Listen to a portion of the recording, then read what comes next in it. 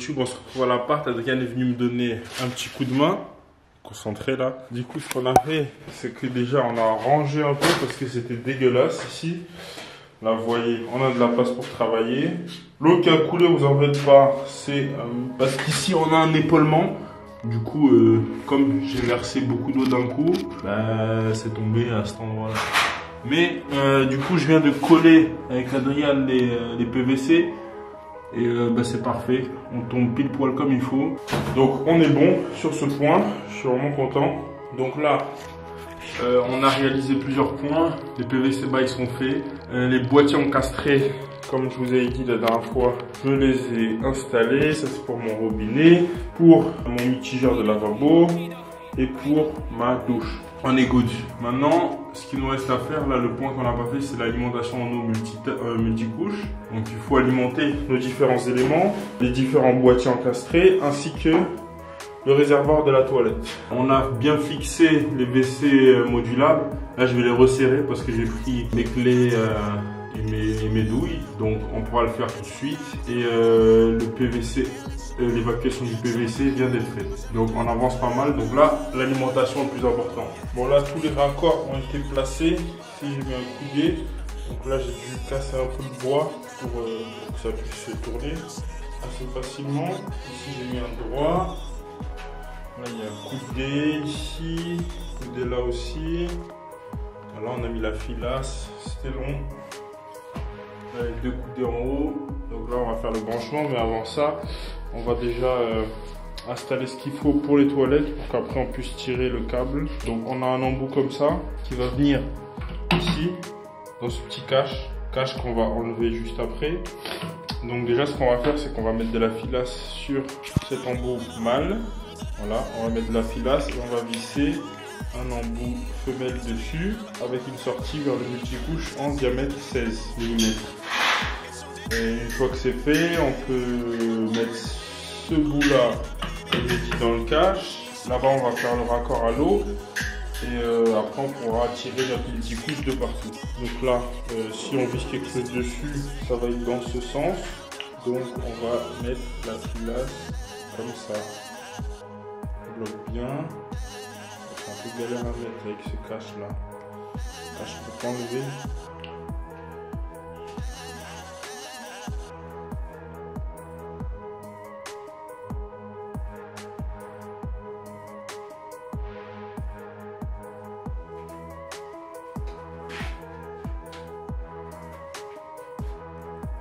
Ok, on a l'air pas trop mal. Avec de la pâte. Hop, une petite noix.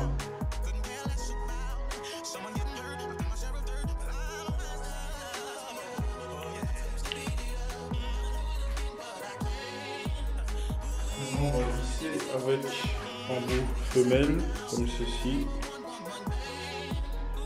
Là, quand vous avez plus de force, vous prenez deux clés, comme ça, et l'autre, et on visse, tout simplement. Là, si vous avez un étau, c'est mieux. Voilà, bon, c'est bien vissé quand même.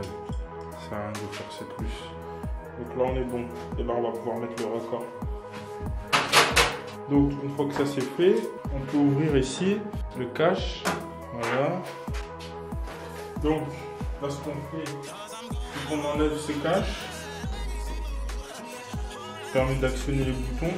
On vient appuyer à l'intérieur là pour soulever le plastique. Là, ici, là, on appuie là.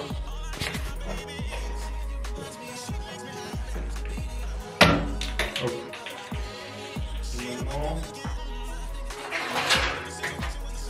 on va pouvoir mettre notre raccord dans cette direction. On vient le placer, hop, jusqu'à ce qu'on entende un bruit, comme c'est le cas. Donc là, on est bien. Une fois qu'on est là, ici, on enlève la protection. Et ça, on va pouvoir le visser directement. Si vous voyez là, il y a des joints de partout. Donc, on n'a pas besoin de mettre de filasse ni quoi que ce soit. C'est juste à visser, sans bourriner.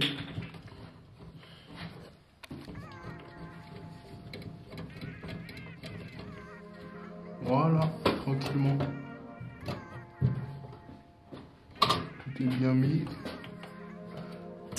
Dévisser jusqu'au bout. Ok, donc là on peut remettre notre système d'actionnement de bouton. Voilà.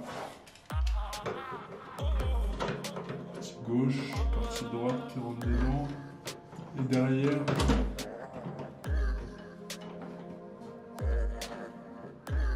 Voilà, on est bien.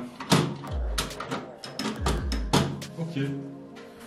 Donc ça c'est fait. Bah, maintenant on peut alimenter. On peut alimenter directement. Donc on va essayer de voir par où on passe, comment on passe pour que ça soit au mieux avec les différents éléments qu'on aura. Mais du coup là on peut alimenter. Bon, j'ai juste 3 couilles. Ici, bah, en fait la pince là elle passe pas trop pour aller serrer. Du coup c'est la merde. Donc ce que je vais faire c'est que je vais dévisser, sertir un petit bout et après on aura un espèce de T comme ça de raccord vers là quelque part pour aller direct dessus. Donc là je vais couper la bonne longueur et on sera plutôt pas mal. Tac tac tac. Et l'autre couille c'est ici, pareil, encore la pince. En fait elle passe pas en fait ici. Du coup ce que je vais mettre c'est un raccord droit comme celui-ci ici, comme ça là je peux sertir directement dans cette direction sans problème. Et pareil en haut, le même problème. Donc j'ai déjà fait ma barre là un peu avec les angles. Vous voyez, tac, ça va aller là et ça va aller ici. Je vais la couper après la bonne longueur. Mais ouais, les pinces électriques, ce qui est pratique c'est qu'elles sont beaucoup plus petites. Enfin, elles ont besoin de moins d'envergure pour pouvoir être serrées. Parce que forcément c'est électrique, donc ça se fait tout seul. Alors que là, tu as besoin de coupe, tu as besoin d'envergure pour pouvoir bien écraser le truc. Et des fois ça passe pas dans certaines positions. Ça c'est dommage, mais bon, c'est pas grave, on va le faire une fois et après c'est bon. Hein. Bon, ça donne ça. Tout est branché là de ce côté. Ici, on a mis un truc comme ça. En vrai, j'aurais pu dévisser, l'attacher, les remettre, mais bon, il faut détacher les deux du coup et tout, c'est chiant, c'était chiant. Donc je ne l'ai pas fait, j'ai préféré mettre un droit. Là, du coup, ce que je vais faire, ici, j'ai ressorti mon embout, tout simplement parce que là, la pince, elle ne va pas passer si c'est en dessous. Donc là, avec l'angle, elle peut passer. On va vraiment penser à, est-ce que la pince peut passer avant de finaliser toutes vos liaisons. Donc là, j'ai mis une petite liaison comme ça. Et je vais y ajouter juste après cette liaison, comme ça. Juste après, on aura la partie qui va lier mon réservoir de WC à l'arrivée d'eau froide. Donc là, tout de suite, ce que je vais faire, c'est que je vais essayer de mesurer combien de câbles il me faut, de tuyaux il me faut pour aller jusqu'à la partie froide. Donc ici, on va faire tout chemin, hop hop hop et remonter là. Donc on va voir comment on va faire. Donc là, j'ai tout de suite mis ma centreuse, comment on appelle ça là. J'ai tout de suite mis que je puisse voir au fur et à mesure que je déroule comment je vais le faire.